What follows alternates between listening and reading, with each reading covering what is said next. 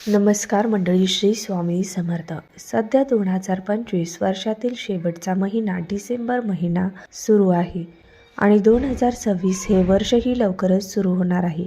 या वर्षाचा पहिला सण म्हणजे मकर संक्रांत. दरवर्षी मकर संक्रांतीची एका निश्चित तारीख असली तरी वर्षाच्या सुरुवातीला हा सण कधी साजरा करायचा याबद्दल अनेकदा गोंधळ निर्माण होतो. यंदा 2026ची मकर संक्रांत 14 जानेवारी किंवा 15 जानेवारी कधी साजरी करायची हे पाहणार आहोत. ज्योतिषशास्त्रानुसार जेव्हा सूर्याचे मकर राशीत संक्रमण होते तेव्हा याला मकर संक्रांती म्हणतात. हिंदू दिनदर्शिकेनुसार पुढच्या वर्षी 2026 मध्ये मकर संक्रांत बुधवार 14 जानेवारी रोजी साजरी केली जाईल. हा सण सूर्याचे मकर राशीत संक्रमण दर्शवतो, जो दीर्घ आणि उज्ज्वल दिवसाची सुरुवात दर्शवतो. सूर्यदेवाला समर्पित हा सण संपूर्ण भारतात पोंगल, उत्तरायण, माघ, बिहू अशा वेगवेगळ्या नावाने साजरा केला जातो.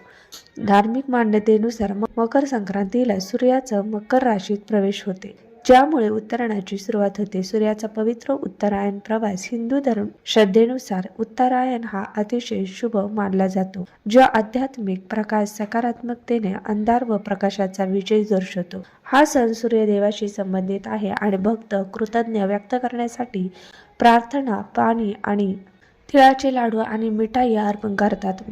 मकर संक्रांतीच्या दिवशी स्नान, दान आणि पूजा करणे अत्यंत शुभ मानले जाते. या काळात ही कामे केल्याने अनेक पटीने जास्त फायदे मिळतात. मकर संक्रांतीचा हा सण सौभाग्यवती स्त्रियांसाठी खूप खास मानला जातो, कारण प्रत्येक स्त्रीला छान असं तयार व्हायला आवडतं. त्यामुळे संक्रांतीचा सण हा महिलांसाठी खूपच मोठा दिवस आहे. मकर संक्रांतीच्या दिवशी विवाहित महिला सुगड पुजतात. सुगड म्हणजे मातीची छोटी बोळकी. या दिवशी सकाळी लवकर उठून स्नान करावे, मग सूर्याला अर्घ्य द्यावे. त्यानंतर विवाहित महिला या एकाच दिवशी रंगाचे कपडे घालून पूजा करू शकतात. त्यामुळे पूजेचा शुभ मुहूर्त पाहून आपल्या देवघरात 5 सुगड घ्यावे. हे एका पाटावर ठेवावे, त्याला लाल धागा बांधावा, हळद कुंकू लावावे. मग सुगडीत बोरे, गाजर, शेंगा, उसाचे तुकडे, हरभरा, तिळगुळ ठेवावे. यातील एक सुगड आपल्या देवघरात ठेवावे, दुसरे तुळशीपाशी ठेवावे. त्यानंतर राम मंदिरात जाऊन रामाचा वसा करावा. एक सुगड रामापाशी ठेवावे, एक सुगड सुवासिनीला द्यावे, एक सुगड कोणत्याही मंदिरात ठेवावे. अशा प्रकारे सुहासिनी महिला पूजा करतात. त्यानंतर तिळाची गोड पोळी घरात केली जाते व त्याचाच देवाला नैवेद्य देखील दाखवतात. आजच्या व्हिडिओमध्ये आपण मकर संक्रांतीच्या दिवशी सौभाग्यवती स्त्रियांनी कोणत्या रंगाची साडी नेसावी, त्याचबरोबर कोणत्या रंगाची साडी चुकून देखील नेसू नये, संक्रांतीसाठी कोणते शुभ रंग आहेत, या दिवशी अनेक स्त्रिया बांगड्या भरतात, तर बांगड्या भरताना कोणत्या रंगाच्या बांगड्या अजिबात घालायच्या नाहीत आणि कोणत्या प्रकारच्या बांगड्या घालाव्यात, कोणत्या रंगाच्या घालाव्या आणि बांगड्या घालण्याचे काय नियम आहेत, अशी सर्व माहिती आपण आजच्या व्हिडिओमध्ये पाहणार आहोत. त्यामुळे तुम्ही हा व्हिडिओ शेवटपर्यंत पहा. मराठी पौष महिन्यात जेव्हा सूर्य मकर राशीत प्रवेश करतो तेव्हा हा संक्रांतीचा सण साजरा केला जातो. या दिवसापासून सूर्याचे उत्तरायण सुरू होते, म्हणजे सूर्य हा पूर्वेलाच उगवतो, पण तो उत्तरेकडे थोडासा झुकलेला दिसतो. संक्रांतीपासून वातावरणातील थंडी ही हळूहळू कमी होत जाते. तसे संक्रांतीपासून दिवस हा तिळाने मोठा होत जातो, कारण मकर संक्रांतीच्या आधी लहान होता आणि रात्र मोठी होती, पण मकर संक्रांतीनंतर दिवस हा हळूहळू मोठा होत जातो आणि रात्र लहान होत जाते. तसेच मकर संक्रांतीला स्नान, दान, धर्म, देवाचे दर्शन, तप यांना विशेष महत्त्व दिले जाते. या दिवशी पवित्र नद्यांमध्ये स्नान करणं खूप पुण्यकारक मानले जातं. तसेच या दिवशी दान केल्याने सर्व प्रकारच्या मनोकामना पूर्ण होतात आणि खूप प्रकारचे पुण्य प्राप्त होते. तसेच सूर्यदेवाचा आशीर्वाद देखील प्राप्त होतो. विशेष म्हणजे मकर संक्रांतीचा सण हा नात्यातील गोडवा वाढवण्यासाठी खूपच महत्त्वाचा मानला जातो, कारण या दिवशी सर्वजण एकमेकांना तिळगुळ देऊन आनंद व्यक्त करतात. तर अशा प्रकारे या मकर संक्रांतीचं खूप महत्त्व आहे. पण त्याचबरोबर स्त्रियांसाठी हा सण अतिशय महत्त्वाचा मानला जातो, कारण या सणाला हळदी कुंकवाला विशेष महत्त्व दिलं जातं.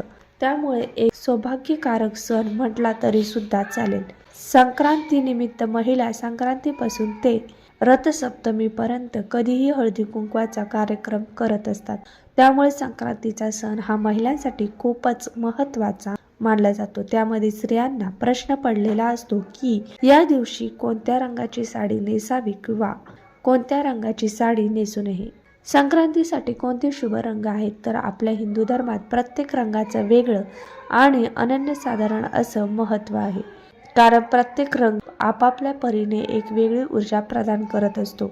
काही रंग सकारात्मक, शुभदायी लहरी प्रदान करतात आणि काही रंग जे आहेत तर ते अशुभ मानले जातात, नकारात्मकतेचे प्रतीक मानले जातात. पण आपल्या हिंदू धर्मात असे काही 4-5 रंग आहेत की जे खूप शुभ मानले जातात आणि प्रत्येक कार्यासाठी किंवा देव कार्यासाठी सुद्धा हे रंग जे आहेत तर ते वापरले जातात.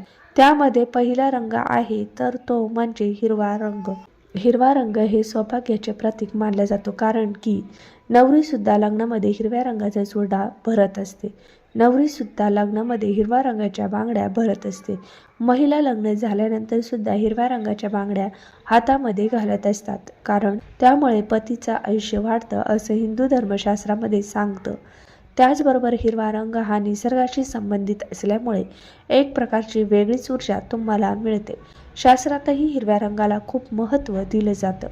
ताणतणावाच्या प्रसंगी हिरव्या झाडाकडे किंवा हिरव्या गवताकडे काही वेळ मनसोक्त पाहिल्याने देखील आपलं मन जे आहे तर ते शांत होतं, आपल्या डोळ्यांना शीतलता प्राप्त होते. त्यामुळे हिरव्या रंगाचं खूप आणि अनन्यसाधारण असं महत्त्व आहे. त्याचबरोबर आपण देवीची ओटी भरताना सुद्धा हिरव्या रंगाचं ब्लाऊज पीस किंवा हिरव्या रंगाची साडी घेतो. त्यावरून हिरवा रंग हा देवीला किती प्रिय आहे तर ते आपल्याला समजतं. त्यामुळे जर शक्य झालं तर तुम्ही किंवा तुमच्याकडे असेल तर हिरव्या रंगाची साडी अवश्य नेसा. नसेल तर आपल्या हिंदू धर्मशास्त्रामध्ये लाल रंग हा देखील खूप शुभ मानला जातो. लाल रंग हा सर्वात आकर्षक मानला जातो. देवी लक्ष्मीला देखील लाल रंग हा खूप प्रिय आहे. लाल रंग हे तेजाचे प्रतीक मानले जाते. लाल रंग हा शौर्य, संघर्ष, उत्तेजन, आवेग, उत्साह, शुभेच्छा, साहस आणि नवीन जीवनाशी संबंधित मानला जातो. बघा, आपण रोजची देवपूजा करताना सुद्धा किंवा कोणती इतरही पूजा मांडताना सुद्धा पाटावरती लाल रंगाचे वस्त्र टाकतो, कारण की लाल रंग हा सर्व देवांना त्याचबरोबर माता लक्ष्मीला सुद्धा अत्यंत प्रिय आहे. त्याचबरोबर आपल्या सौभाग्यातील एक सर्वात महत्त्वाची गोष्ट म्हणजे कुंकू हे सुद्धा लाल रंगाचं असतं, कारण की सौभाग्यातील सगळ्यात महत्त्वाची गोष्ट म्हणजे हळदी कुंकू. त्यामधील कुंकवाचा रंग हा लाल असतो. त्यामुळे लाल रंगाचे महत्त्व हे खूप जास्त आहे. हा रंग उत्साह, सौभाग्य, उमंग, धैर्य आणि नवीन जीवनाचे प्रतीक मानले जाते. त्यामुळे शक्य असेल तर तुम्ही संक्रांतीला लाल रंगाची साडी अवश्य नेसू शकता. त्याचबरोबर तुम्ही केशरी रंग किंवा भगव्या रंगाची साडी देखील नेसू शकता, कारण केशरी रंग म्हणजे भगवा रंग हा सुद्धा खूप महत्त्वाचा मानला जातो. हा रंग सूर्योदय आणि सूर्यास्ताचा रंग आहे. केशरी रंग हा त्याग, ज्ञान, शुद्धता आणि सेवेचे प्रतीक मानला जातो. छत्रपती शिवाजी महाराजांच्या सेनेचा ध्वज, रामकृष्ण आणि अर्जुन यांच्या रथाचे ध्वज केशरी रंगाचे होते, कारण की केशरी रंग हा शौर्य, बलिदान आणि वीरता यांचे प्रतीक मानले जाते. तसेच केशरी रंग हा देवी शक्तीचे प्रतिनिधित्व करतो. या रंगातून एक सकारात्मक ऊर्जा प्रभावित होते. त्यामुळे तुम्ही केशरी रंगाची साडी जरी घेतली तरी सुद्धा एक नवीन प्रकारची ऊर्जा मिळते. त्यानंतर सर्व स्त्री वर्गाचा आवडता रंग म्हणजे गुलाबी. गुलाबी रंग हा प्रत्येक स्त्रीला गुलाबी रंग खूप आवडत असतो.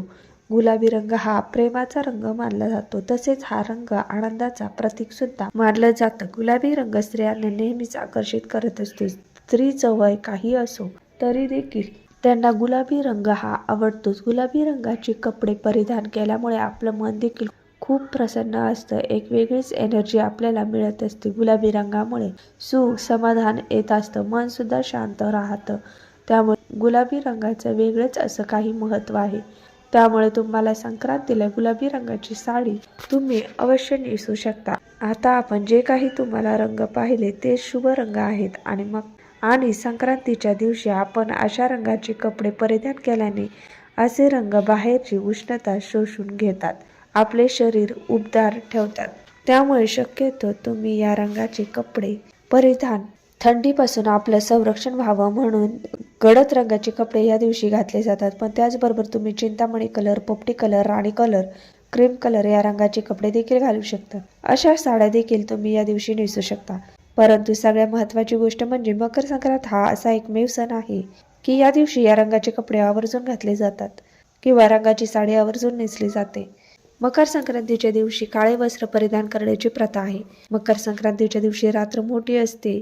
या दिवसापासून दिनमान वाढायला सुरुवात होते. काळोख्या मोठ्या रात्रीला रंगाची वस्त्रे नेसून निरोप दिला जातो. दुसरं महत्त्वाचं वैज्ञानिक कारण म्हणजे या रंगाच्या वस्त्र जे आहे तर ते उष्णता शोषून घेत. मकर संक्रांती थंडीमध्ये येत असते. थंडीच्या दिवसात आपलं संरक्षण, आपलं शरीर उबदार राहावं म्हणून मकर संक्रांतीला या रंगाचे वस्त्र परिधान करण्याची प्रथा आहे. थंडीच्या दिवसात तीळ हे देखील शरीरास खूप उपयुक्त असतात म्हणून तिळगुळ देण्याची प्रथा पडली आहे. वर्षभरात कुणाशीही भांडण झालं असेल तर मकर संक्रांतीच्या दिवशी तिळगुळ देऊन क्षमा मागून विसरून जाऊया हा संदेश देण्याची प्रथा आहे. असे या रंगाचं महत्त्व पाहता तुम्ही संक्रांतीला या रंगाची साडी आवर्जून नेसू शकता. रंगाचे कपडे पण घालू शकता. पण तुम्हाला प्रश्न पडला असेल की या दिवशी कोणत्या रंगाची साडी नेसायची नाही, तर आपल्या हिंदू परंपरेनुसार संक्रांती देवीने ज्या रंगाचे वस्त्र परिधान केलेलं आहे तो रंग आपल्याला वर्ज्य करायचा असतो.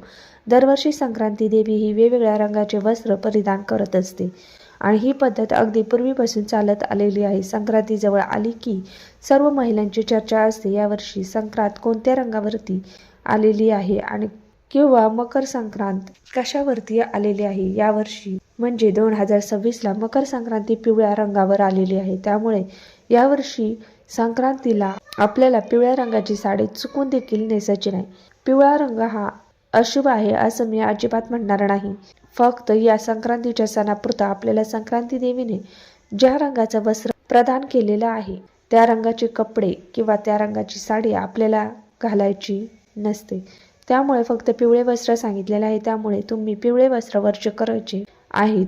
बाकी तुम्ही इतर पिवळ्या गोष्टी ज्या आहेत तर त्या वापरू शकता. म्हणजे हळदी कुंकू मधली हळद असेल किंवा सोन्याचे दागिने असेल तर या गोष्टी तुम्ही वापरू शकता. फक्त पिवळे वस्त्र आपल्याला या संक्रांतीला परिधान करायचे नाही. तेव्हा या संक्रांतीला तुम्हाला तुमच्या मुलीला किंवा सुनेला सुद्धा ववसा देताना मकर संक्रांतीला पिवळ्या रंगाची साडी देऊ नका किंवा लहान मुलांना देखील पिवळ्या रंगाचे कपडे घालू नका. तसं तर पिवळ्या रंगाचं खूप महत्त्व आहे. पिवळ्या रंगाला पितांबर म्हटलं जातं. पण आपल्याला या संक्रांतीच्या सणा तेवढं एक दिवस किंवा संक्रांतीचे 3 दिवस आपल्याला पिवळा रंग हा वर्ज्य करायचा आहे. साड्या बरोबरच संक्रांतीला बांगड्या भरण्याची सुद्धा पद्धत आहे. पूर्वीपासून आपली आजी असेल, आई असेल या तर त्या मकर संक्रांत म्हणा किंवा नागपंचमी म्हणा अशा सणाला बांगड्या भरतात. आता आपण मुली बांगड्या भरायला कासाराकडे जात नसलो तरी पण दुकानातून संक्रांतीसाठी नवीन बांगड्या विकत घेत असतो आणि आपण घ्यायला हव्यात. 16 शृंगारामध्ये बांगड्यांचा समावेश असतो. त्यामुळे हिंदू धर्मशास्त्रामध्ये बांगड्यांना सुद्धा खूप महत्त्व आहे. संक्रांत म्हटलं की स्त्रिया छान तयार होतात, साड्या घालतात, व्यवसायाला जातात, हळदी कुंकू करतात, तिळगुळ देतात. त्यामुळे आपल्या काचेच्या 2 का होईना हिरव्या बांगड्या या नक्की असाव्यात. शक्यतो तुम्ही काचेच्या बांगड्या घालण्याचा प्रयत्न करा आणि त्यातल्या त्यात हिरव्या रंगाच्या बांगड्या घातल्या तर उत्तम राहील. कारण की हिरवा रंग हा शुभ आणि सौभाग्याचं प्रतीक मानला जातो. हिरव्या रंगाच्या बांगड्या घातल्यामुळे त्यांच्या पतीचं आयुष्य वाढतं असं म्हणतात. म्हणजे त्यांच्या सौभाग्यामध्ये वृद्धी होते, वाढ होते, हिंदू धर्मशास्त्र सांगतं. त्यामुळे तुम्ही शक्यतो काचेच्या पण हिरव्या रंगाच्या बांगड्या नक्की घाला. बांगड्या घालताना एका हातात 6 घातल्या तर दुसऱ्या हातात 7 घाला. अशा बांगड्या आपल्याला घालायच्या आहेत. हे बांगड्या घालण्याचे नियम आहेत. म्हणजे एका हातात आपल्याला एक बांगडी जास्त म्हणजे चढती घालायची आहे. बघा, जरी कासाऱ्याकडे आपण गेलो बांगड्या भरायला तरी सुद्धा आपल्याला अशाच प्रकारे बांगड्या भरतात. कासार एका हातामध्ये बांगडी जास्त घालतात. पण आपण घरच्या घरी जरी घालणार असाल तर आपल्याला एक बांगडी एका हातामध्ये जास्त घालायची आहे किंवा तुम्ही किती पण घालू शकता. 1 डझन घातल्या किंवा हातामध्ये 13 घाला. बांगड्या घालण्याचे हे नियम आहेत. त्यामुळे तुम्ही शक्यतो या पद्धतीने नक्की घाला. बांगड्या घालत असताना मेटलच्या किंवा प्लास्टिकच्या बांगड्या चुकूनही वापरू नये. बांगड्या घालत असताना पिचक्या बांगड्या हातामध्ये चुकूनही ठेवू नये. बांगड्या जर पिचकलेल्या असतील तर त्वरित हातातून बाहेर करा. मकर संक्रांती खूप खूप शुभेच्छा. तिळगुळ घ्या, गोड गोड बोला. धन्यवाद.